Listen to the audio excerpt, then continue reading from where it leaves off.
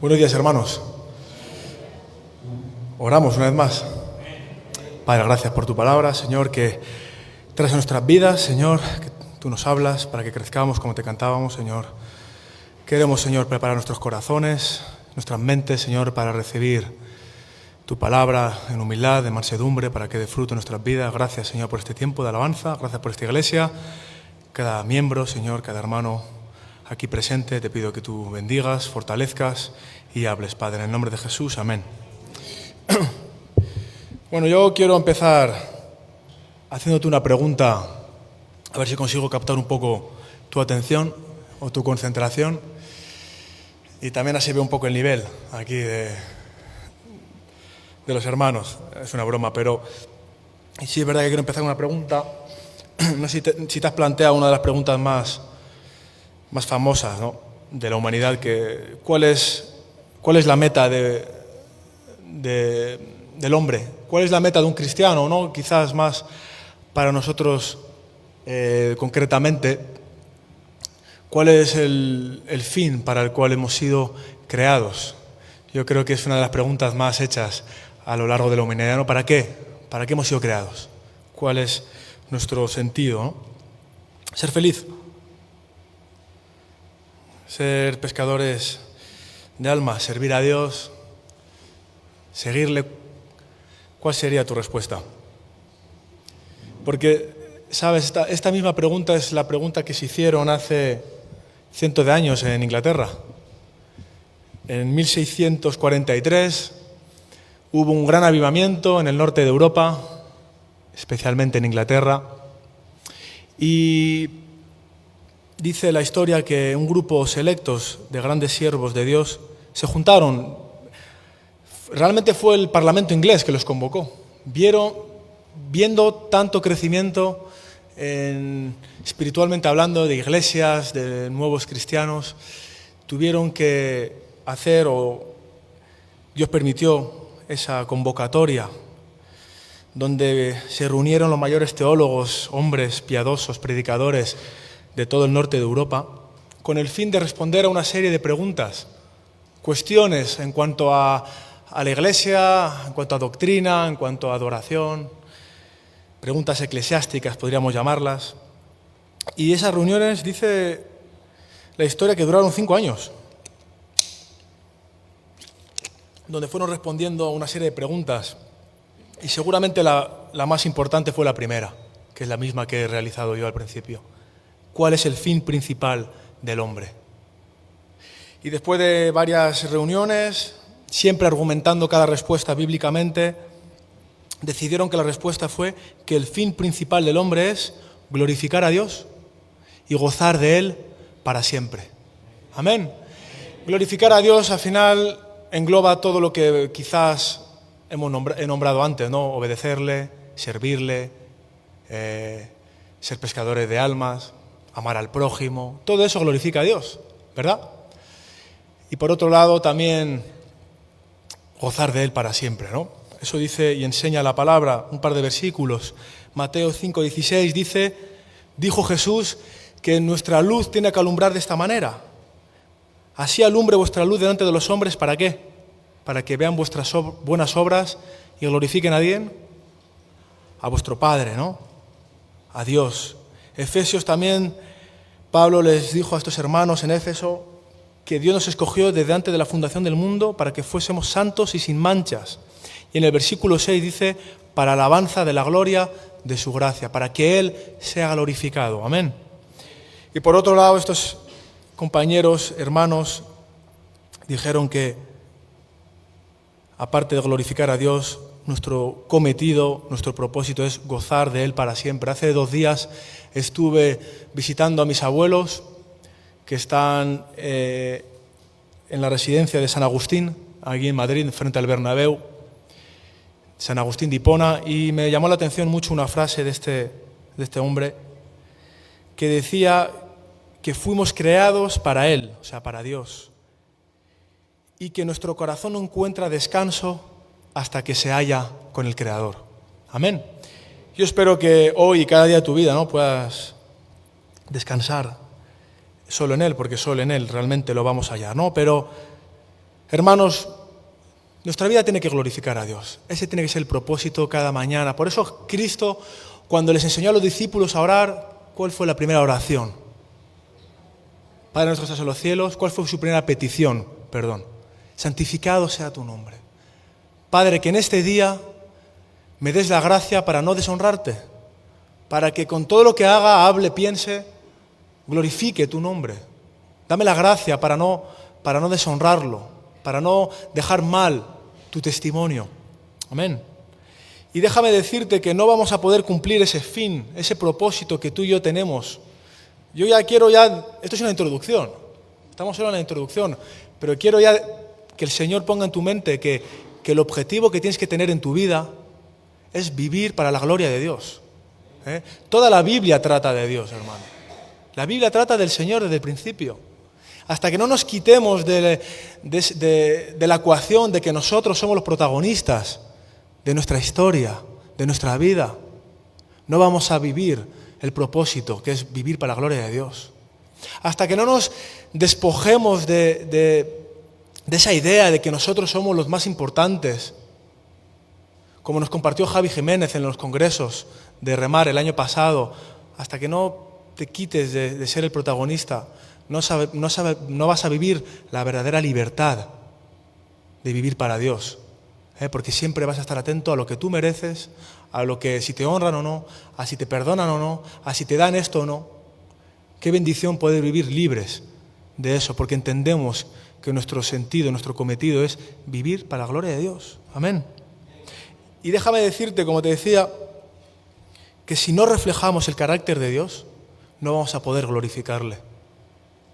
Si tú y yo no reflejamos el carácter, por eso hemos leído que dijo Pablo, ¿quién nos escogió? ¿Para qué? Para que seamos santos y sin mancha. Y eso le lleve gloria a Dios. Amén. Y no vamos a poder reflejar su carácter sin la obra del Espíritu Santo en nuestras vidas, porque Él es el que santifica, el Espíritu Santo es el que santifica. El objetivo del Espíritu Santo es ese, en nuestras vidas. Él vino a convencernos de que somos unos pecadores, a convencernos de pecado, de juicio y de justicia. Eso nos hizo darnos cuenta de que somos tremendos pecadores, que necesitamos de un glorioso Salvador, que es Jesucristo. Y una vez convertidos, una vez hemos ya ejercido fe salvadora, salvífica y arrepentimiento, vemos que el Espíritu Santo empieza a obrar, empieza a santificarnos, empieza a hacernos lucir cada vez más como Jesucristo. Porque esa es la meta, como te he dicho antes, que luzcamos más como Jesús, como su carácter, para poder glorificarla. Así alumbre vuestra vida, para que vean esas obras y glorifiquen a nuestro Dios. Amén. Ese es el objetivo del Espíritu Santo en la vida de un creyente, ¿no? Pero, ¿sabes? Si no renunciamos a nuestra vida, a nuestro yo, no vamos a dejar que Cristo refleje su vida a través de nosotros. Por eso Pablo dijo, ya no vivo yo, mas Cristo vive en mí. Y lo que ahora vivo en la carne, lo vivo en la fe que es el Hijo de Dios viviendo a través de mí, ¿no? Si yo, no podemos vivir los dos a la vez. O vive Cristo o vivo yo. Necesitamos morir para que el Espíritu Santo obre ese carácter, ¿no? ¿Veis la secuencia lógica que hay? Yo renuncio, yo muero, muerte, empiezo a depender del Espíritu, empiezo a ser lleno de esa manera y el Espíritu Santo empieza a reflejar el carácter precioso de Jesucristo en nuestras vidas. Amén.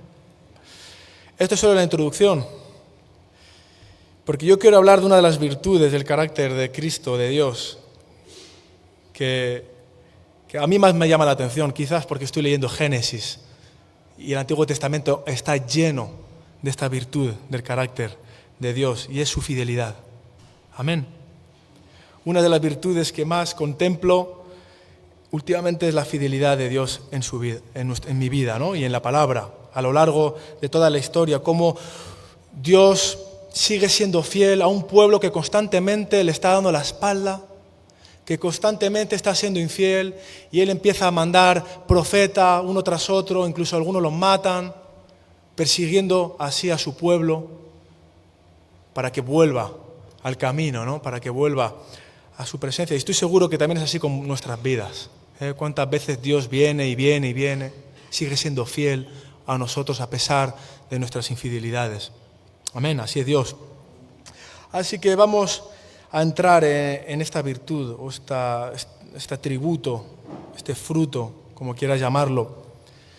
Y para comprenderlo vamos a mirar a Jesús, porque a veces miramos al de al lado para compararnos.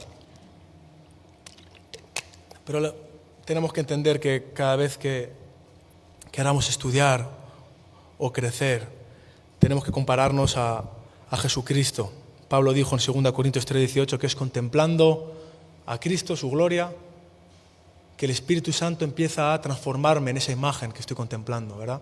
Es cuando yo abro la Biblia y empiezo a ver, en este caso, la fidelidad de Dios y digo, wow, qué fiel es Dios, cómo actúa con fidelidad, que el Espíritu Santo empieza a obrar esa fidelidad en mi vida. Algunos pensarán aquí, porque yo os veo, bueno, yo soy fiel a mi cónyuge, soy fiel en el dinero, esta palabra no es para mí. Pero estoy seguro que cuando vayamos avanzando vas a decir, wow, tremendo infiel soy yo también, en pequeñas cosas o en grandes cosas.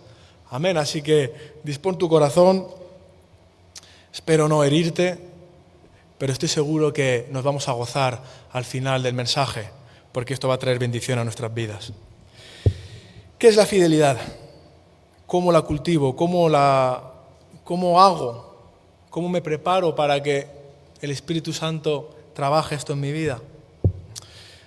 Para empezar tenemos que, yo creo, ver cuál fue la primera infidelidad en la Biblia. ¿Cuál fue la primera infidelidad en la Biblia? ¿Quién? Adán. Es que no se escucha, escucho mucho el aire acondicionado. Adán y Eva. Efectivamente. Y meditando, pensaba que necesariamente Adán y Eva, antes de pecar, ellos tenían que vivir en santidad, ¿no? Porque justamente fue el pecado lo que les sacó del Edén. Yo me imagino que ellos reflejarían perfectamente el carácter de Cristo, el fruto del Espíritu, hasta que ellos desobedecieron, ¿verdad? Se rebelaron, fueron infieles a lo que Dios había pactado con ellos de no tomar o no comer de este árbol. Dios hizo un pacto con ellos de, mira, podéis comer lo que os dé la gana, pero de este árbol no toquéis.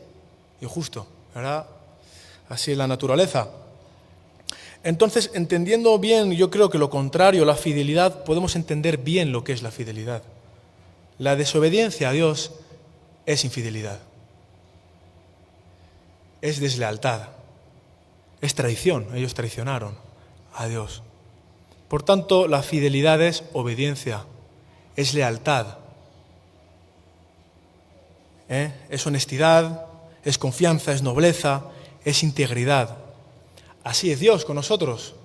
Así es el carácter de Dios. Él no puede negarse, Él no puede cambiarnos como nosotros, que a veces seremos más, a veces menos. Así es Dios. Y ahora Dios nos pide que así seamos nosotros.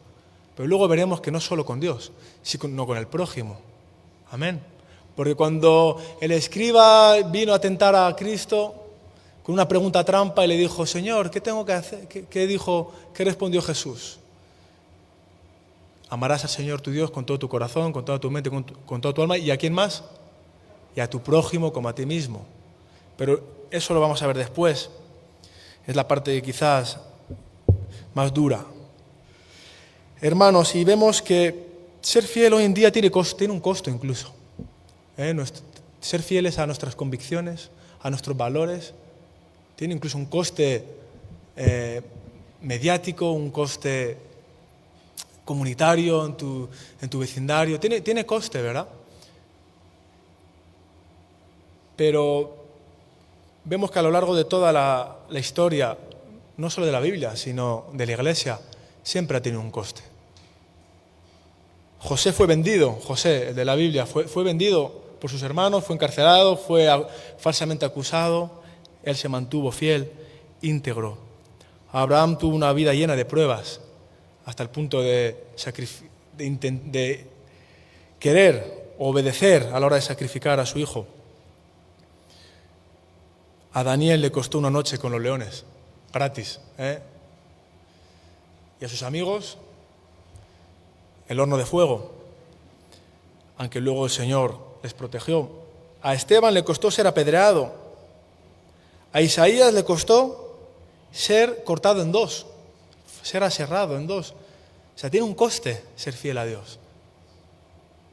Jesucristo pagó el coste de obedecer al Padre, que es terminar en la cruz del Calvario, por amor a nosotros y por obediencia al Padre. Tiene un coste incluso radical como la muerte, como podemos leer en Apocalipsis capítulo 2, versículo 10, si me acompañas en ese texto.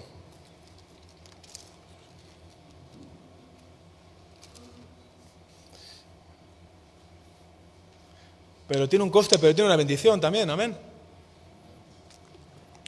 El coste de Cristo morir por nosotros fue la cruz, fue llevar nuestros pecados, fue recibir la ira del Padre que tú y yo merecíamos. Pero la bendición somos tú y yo, ¿verdad? Por la desobediencia de Adán, los muchos fueron constituidos pecadores, pero por la obediencia de Cristo es que tú y yo somos constituidos ahora justos. Amén. Hay gran bendición en la obediencia y en la fidelidad. Si Dios es fiel, yo tengo que corresponder. Escuchaba la canción que cantábamos de que cuando contemplamos, no me sé la letra, cuando contemplamos el amor de Dios por nosotros, eso nos hace vivir y entregarnos para Él, ¿verdad? Cuando yo contemplo lo fiel que es Dios en mi vida, eso debe de llevarme a vivir una vida fiel a Él. Somos llamados a reflejarle, dice Efesios 5:1, sed imitadores de Dios como hijos amados. Amén. La palabra fidelidad en el Antiguo Testamento transmite la idea de ser una persona firme, estable, algo que permanece siempre fiel, siempre igual, sin cambiar. El Antiguo Testamento está plagado de esta palabra, fidelidad.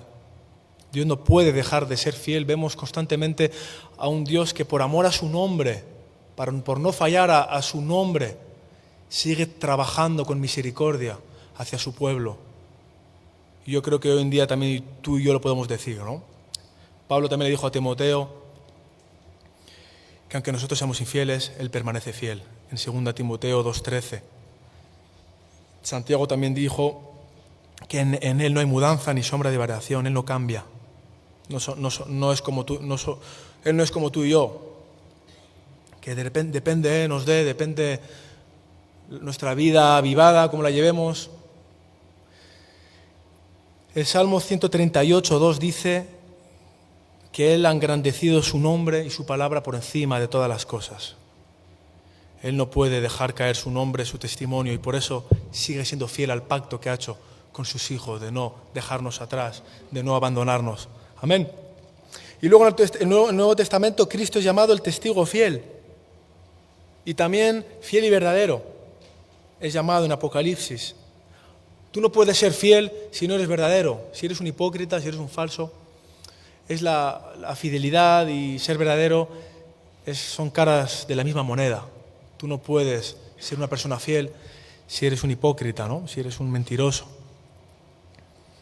Por tanto, un cristiano fiel es una persona firme y estable en su obediencia a Dios, año tras año, ¿verdad? Día tras día, mes tras mes, año tras año. Pero hemos dicho antes, ¿no?, que según los dos grandes mandamientos que Cristo usó para resumirlo todo, tenemos que amar también al prójimo. Por tanto, un cristiano fiel es fiel a Dios y también es fiel al prójimo. Es leal al prójimo. Es honesto con el prójimo. Cuando yo no soy fiel a los demás, yo estoy siendo infiel a aquel que me ha llamado a serlo con los demás. Amén. Amar al prójimo es eso, serle leal, honesto. No es solo cosas cariñosas, no es solo cosas bonitas, es también decir la verdad.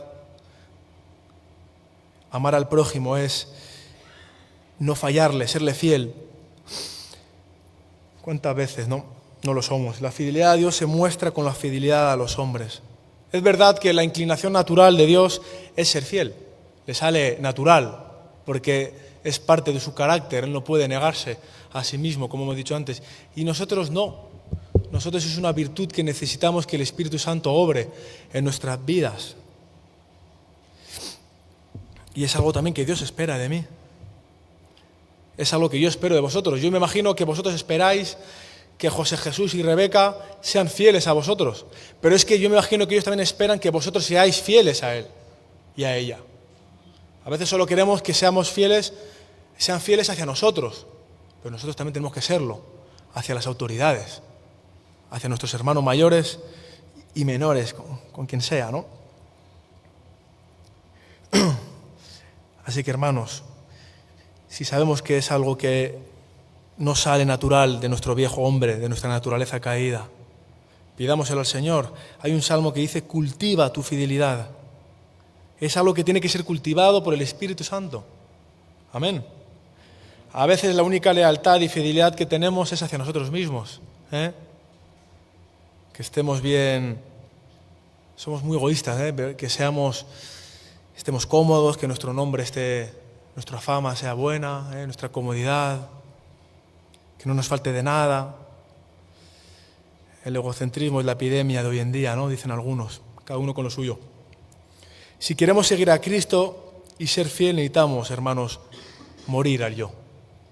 Porque con el yo vivo es imposible ser fiel a Dios. Con tu yo vivo y yo con el mío vivo, es imposible que podamos vivir una vida fiel a Dios y al prójimo. La fidelidad requiere mi muerte, la muerte de todo mi ser. Amén. Queremos la vida en abundancia de Cristo. Yo vine a dar vida y vida en abundancia, pero con nuestro yo vivo vamos a vivir una vida llena de obras de la carne y carente de la vida en abundancia de Cristo. En cambio, cuando tomamos nuestra cruz cada día, renunciamos, es que Cristo empieza a vivir su vida en abundancia a través de nosotros. Amén. Así que, ¿cómo cultivo esto, no? ¿Cuáles son los requisitos para yo ser fiel? Si Cristo es el ejemplo, yo tengo que mirar a Cristo. Tengo que ver cómo Él exhibió esa fidelidad para luego así imitarla. Porque si yo adopto lo que Cristo adoptó en su tiempo en la tierra, yo voy a ir por el buen camino. Así que, ¿qué hubo en la mente de Cristo para yo también poder tener esa mentalidad o esa actitud? Y para ello me gustaría leer Filipenses capítulo 2, del 5 al 6. Este pasaje que todos conocemos.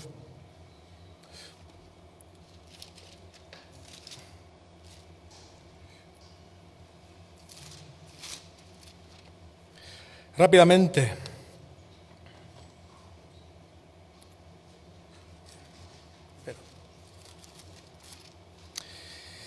Haya pues en vosotros este sentir que hubo también en Cristo Jesús.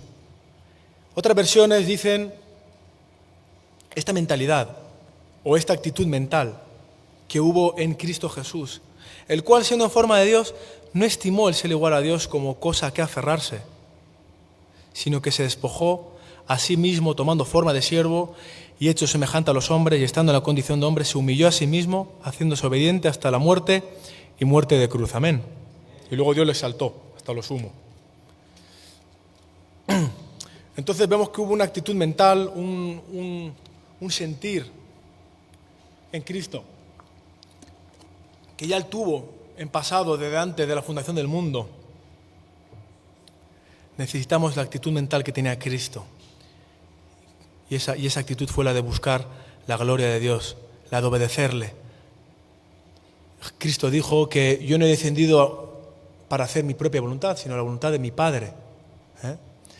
Este es mi pan de cada día, hacer la voluntad de Dios. Esto es lo que a mí me mueve a hacer las cosas cada día, hacer la voluntad de Dios, glorificarle. Amén. Ese tiene que ser nuestro propósito, como decíamos al principio, cada mañana. Fuimos creados para la gloria de Dios. Cristo solo tenía un enfoque. Yo necesito un solo enfoque. Tengo que vivir esa enseñanza, esa doctrina, como quieras llamarlo, de vivir solo para la gloria de Dios. Porque una mente dividida es un corazón dividido. Si yo no tengo claro cuál es mi propósito o no estoy bien enfocado, yo no voy a vivir de esa manera. Debe haber una disposición mental clara en mi vida. Por eso Pablo dijo, tanto si coméis o bebéis o hacéis cualquier otra cosa, hacedlo todo para gloria de Dios. No es una sugerencia, es un mandato.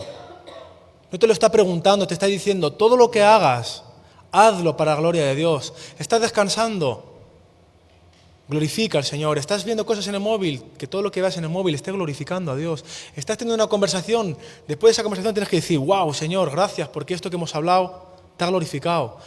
A que tú lo puedes decir, Señor, gracias por esta crítica tan buena que hemos tenido hacia el hermano. ¿A que no? No tiene sentido. Gracias, Padre, hemos puesto verde al hermano, gloria a ti. ¿A que no? Pues así tiene que ser con todo. Gracias, Señor, por esto que acabo de ver en el móvil. ¡Qué bendición! ¿A que no? Y así tiene que ser toda nuestra vida. Yo no lo consigo hacer. No te lo estoy diciendo a alguien que lo haga. Al contrario, me equivoco muchísimo. Pero es el propósito que intento tener, gracias a Dios, que Él pone el querer como el hacer en mi vida. Por tanto, si yo entiendo esto y no lo practico, eso va a aumentar mi infidelidad y que le glorifique menos. ¿Sabes? Cada cosa que uno sabe y más claro lo tengas y no lo vivas, eso más va a aumentar tu infidelidad. Es lo que dijo Cristo en Lucas 12:47. El siervo que conoce la voluntad de su Señor y no la hace, dice que es digno de mayor castigo. Por eso Santiago dijo, no os hagáis maestros mucho de vosotros si luego no lo vais a aplicar. Entonces, cada cosa que entendemos y no lo vivimos, nos hace dignos de mayor castigo, dijo Jesús. Jesús también dijo en Lucas 6:46, ¿por qué me llamáis Señor, Señor y no hacéis lo que yo os digo? ¿Por qué venís aquí a la iglesia y decís Señor, Señor, y luego os vais y hacéis lo que os da la gana? ¿Por qué vais en el coche cantando alabanzas, pero decís Señor, Señor, y luego no vivís mi señorío? Sino ir al culto y orar quizás por la mañana, pero no vivimos el reinado y señorío íntegro en nuestra vida, de cada área.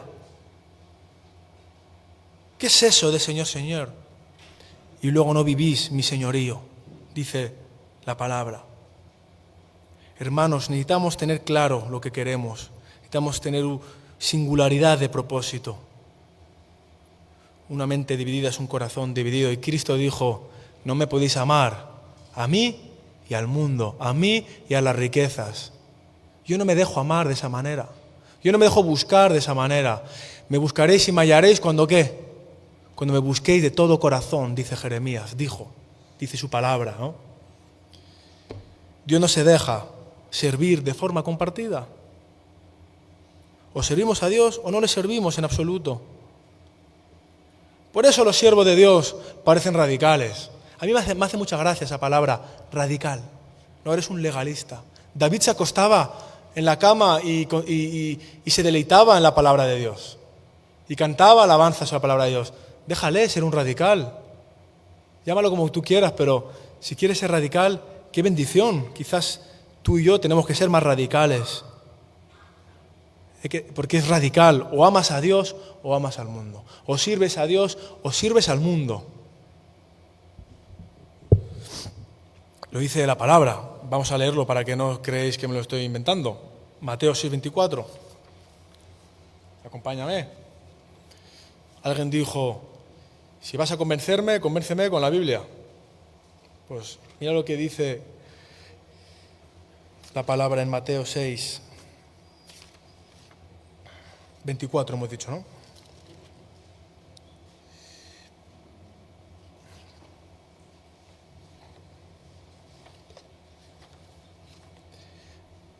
Ninguno puede servir a dos señores, porque o aborrecerá al uno y amará al otro, o estimará al uno y menospreciará al otro.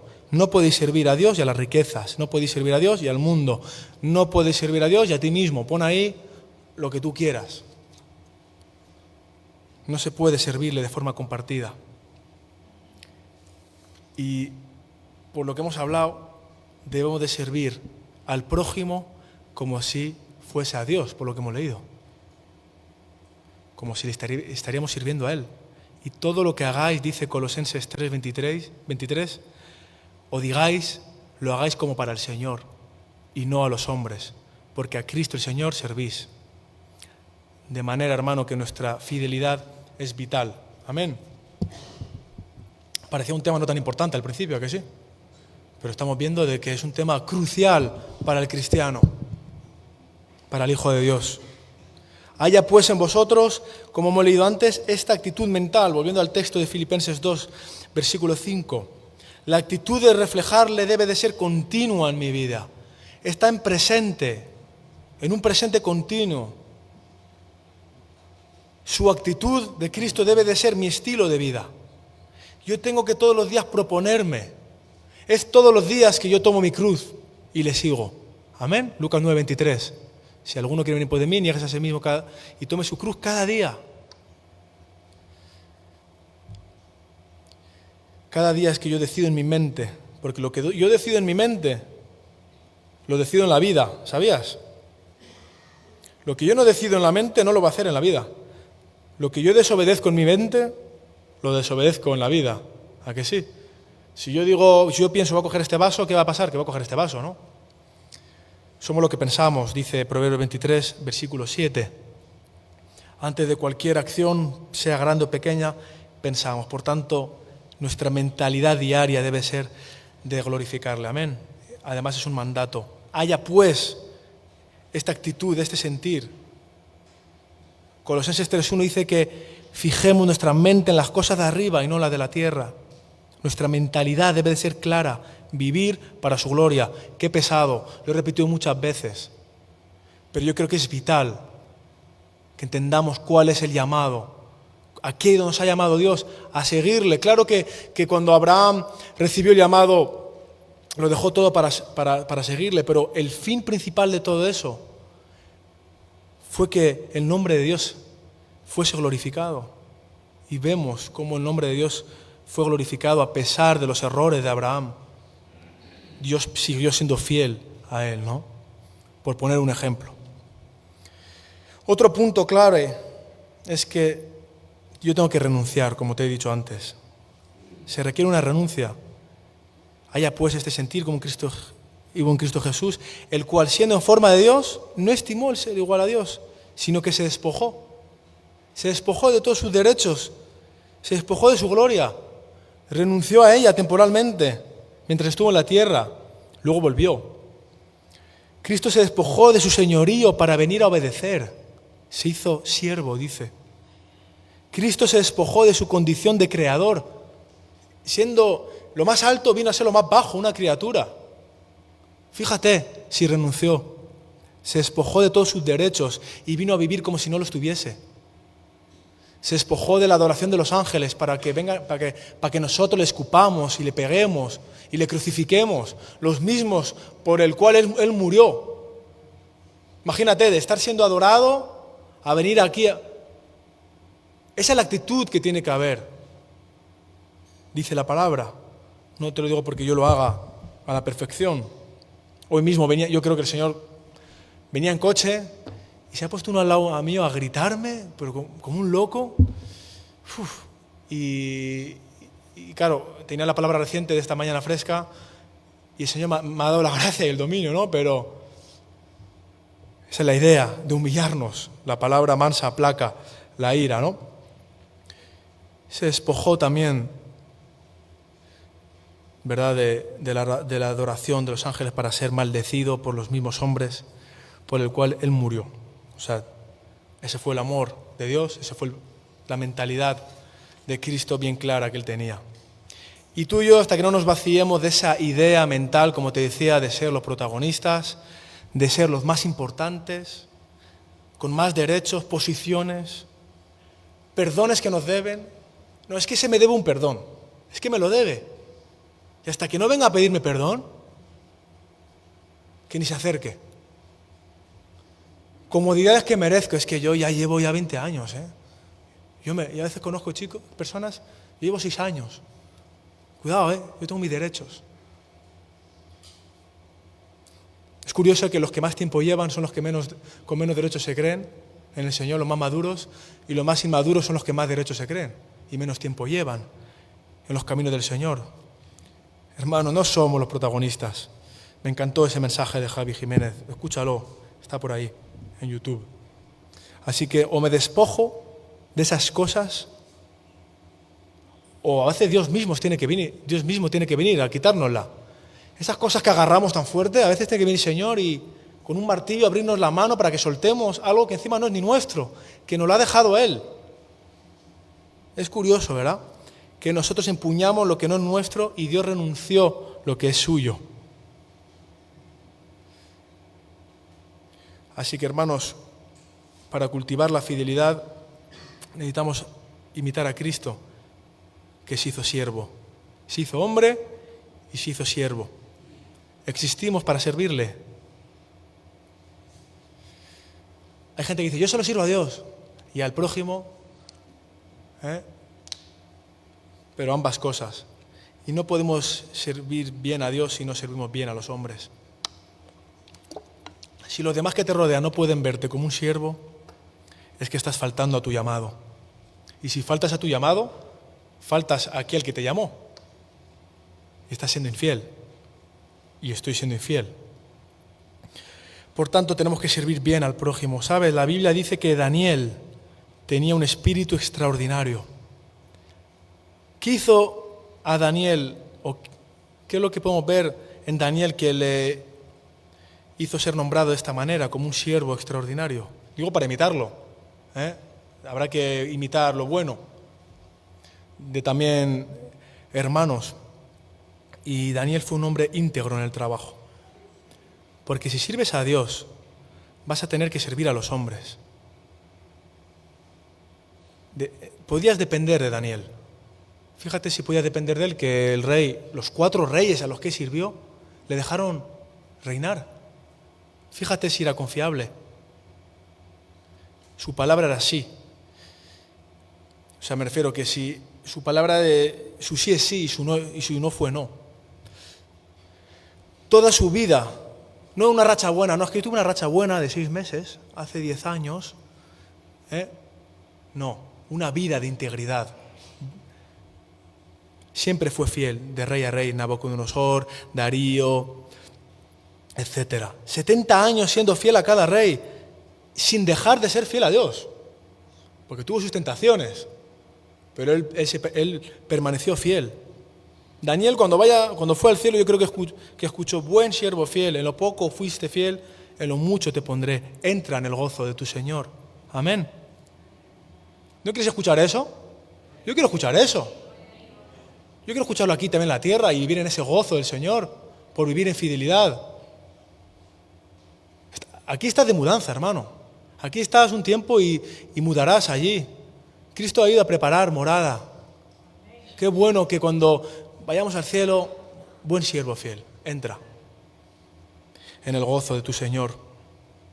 Ser fiel como Noé, que sin evidencias, creo que había miles de kilómetros entre él y el lago más cercano, sin evidencias, sin llover no sé cuánto tiempo, hizo el arca. Ser fiel a Dios es dar lo mejor a Dios como lo hizo Abel en adoración. Estoy citando Hebreos 11. Es dejar todo como Abraham, familia, tierra, parentela, comodidades para seguir a Cristo. Ser fiel a Dios es ser maltratado con el pueblo de Dios antes que disfrutar del placer de Egipto, como Moisés. La fidelidad, hermano, requiere actos de fe. Actos de fe. Yo me he dado cuenta que en el ministerio pasa lo mismo, de remar, el cuerpo de Cristo. Los hermanos más fieles son los que mayores tribulaciones sufren. Aquí tenéis a Rebeca y a Jesús, que estuvieron en la cárcel. Ellos fueron bienaventurados por ser perseguidos y vituperados, dice la palabra, porque ellos reflejan el carácter de Cristo. Filipenses dice que ellos son dignos de sufrir ese tipo de situaciones. Lo tengo aquí, lo apuntaba justo antes, meditando. Filipenses 1:29 dice, porque a vosotros os ha concedido por amor de Cristo no solo creer en Él, sino también sufrir por Él. Cuando uno refleja el carácter de Cristo, como leemos en la bienaventuranza, los misericordiosos, los pacificadores, los de limpio corazón, tienen el privilegio de disfrutar de la última bienaventuranza, que es ser perseguidos por su nombre. Quizás tú y yo no sufrimos persecuciones así porque no pasamos de la tercera, por decir algo. Amén. Eso es lo que dice la palabra, que son dignos de tal. bienaventuranza, ¿no? A veces tiene un coste ser fiel a Dios. Nosotros en la pandemia abrimos las puertas a cualquier persona. Y claro que tuvo algún coste. Pero fuimos fieles a Dios. Ser fiel a Dios, a Abraham le hizo recibir el hijo de la promesa. Ser fiel a Dios, a José, gobernar y salvar a su pueblo, al pueblo de Israel. Ser fiel tiene muchas recompensas. Amén. Eso, vamos a leerlo. Mira, Lucas 16:10, para que veas que también tiene bendiciones. Aunque no lo hagamos solo por las bendiciones, sino por amor a Él y glorificarle. Mira lo que dice: el que es fiel en lo muy poco, también en lo más es fiel. Y el que en lo muy poco es injusto, también en lo más es injusto. Pues si en las riquezas injustas no fuisteis fieles, ¿quién os confiará lo verdadero? Etcétera, etcétera, ¿no? El que es injusto en lo poco, lo es en lo mucho. Lo dice la palabra y yo lo he experimentado. Una persona que te roba 1 euro, no, Unai, es que solo era 1 euro, ya, y te va a confiar 1000 si me robas 1 euro. Por eso te decía que ser fiel a Dios es ser fiel al hombre. No, manda una propina y está estipulado que la propina... Estás siendo infiel. ¿Por qué Dios te va a poner en más? Si Dios te da una revelación, si Dios te da un mandato y no lo obedeces, ¿por qué te va a dar más revelaciones? ¿Por qué ese Señor te habla de que tienes que crecer en esta área y tú no eres fiel a esa cosa, a esa revelación, a ese mandato? ¿Por qué Dios te va a hablar más? ¿Tú entiendes eso? No me he estancado. No me he estancado, no estás siendo fiel. Lo que el Señor te está poniendo, te está diciendo, que renuncies, que hagas. Yo qué sé, no os conozco la gran mayoría. Seamos fieles en los recursos, en las relaciones, en los talentos, en las personas, en el tiempo de otros. Si no eres fiel en todo esto, Dios no te va a poner en más cosas. ¿Ves cómo te decía que no solo es ser fiel a la cónyuge? Aquí hay mucho más. La fidelidad recompensado. Y es clave para ser un siervo que glorifica a Dios. Como consecuencia, Abraham recibió el hijo de la promesa y la tierra prometida, o le dio esa tierra de Canaán. Y ya he puesto más ejemplos, ¿no? Pero sobre todo la fidelidad de Cristo fue recompensada con un nombre que es sobre todo nombre. Y no solo eso, sino también el fruto de esa obediencia somos tú y yo. Amén. Entonces la actitud mental que hubo en Cristo, que le hizo humillarse hasta la muerte, hasta llevar nuestro pecado, es la que nosotros tenemos que imitar. No hay exaltación sin humillación, hermanos. Hay un proverbio que dice: el hombre fiel abunda en bendiciones. Y el Salmo 31:23 dice que el Señor preserva a los fieles, los protege. Dios protegió a nuestros hermanos y sigue protegiendo a los que están en Argentina, injustamente encarcelados. Qué bendición que Dios protege a sus siervos fieles. Protegió a José en la cárcel, protegió a Josué en las conquistas, a Daniel y a sus amigos, a nuestros hermanos de la obra, etcétera, etcétera. Amén. Dice la palabra que los fieles deleitan a Dios. Dice un salmo que los que obran fielmente son su deleite. O sea, que el Dios que no nos necesita para ser feliz, porque, como te he dicho, no eres el protagonista.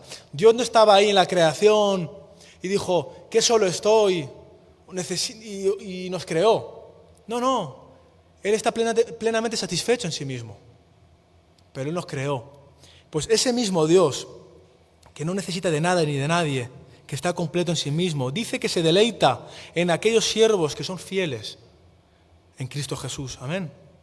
Salmo 101:6, mis ojos estarán sobre los fieles de la tierra, para que moren conmigo. El que anda en integridad me servirá. Los que sirven a Dios y a los demás con fidelidad deleitan a Dios. Le sacan gozo, una sonrisa. Las personas fieles experimentan su gozo, porque Dios comparte su deleite con ellos. Dice la palabra, en Juan 15, Dios conecta la obediencia con el gozo. Hermano, ser fiel implica ser confiable en las cosas de Dios para siempre. Amén. Tengo más ejemplos, pero yo creo que es suficiente. No podemos perder de vista, hermano, que nuestro propósito en la tierra es glorificarle. Y que hacerle Él el protagonista de tu vida y de la mía, Él es lo que nos va a hacer vivir libres. Qué libertad es cuando tú no vives tan enfocado en ti. Seguro que te ha pasado lo que te va a contar. Estás tan enfocado a veces en servir al prójimo, servir al ministerio, servir a Dios, que pasan semanas y meses y ya ahí te acuerdas de ti, porque no has tenido tiempo.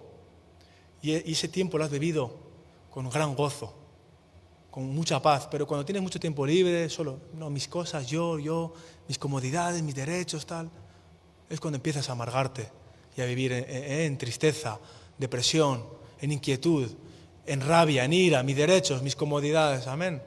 Cierra tus ojos y vamos a orar. Padre, gracias por tu palabra, Señor.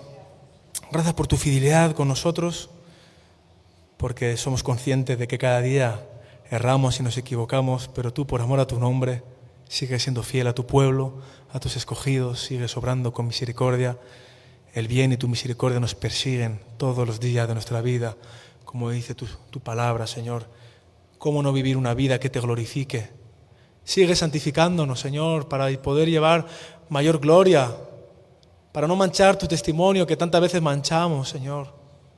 Ayúdanos a ser fieles, a no abrir puertas a la infidelidad. Guarda nuestros corazones y nuestras mentes, Señor. Ayúdanos a ver esa actitud mental, este sentir que hubo en ti, Cristo Jesús, de humillarnos, de despojarnos de nuestros derechos, de nuestras comodidades, para seguirte, para humillarnos, para servirte, para vivir fielmente a ti, Padre. En el nombre de Jesús, amén.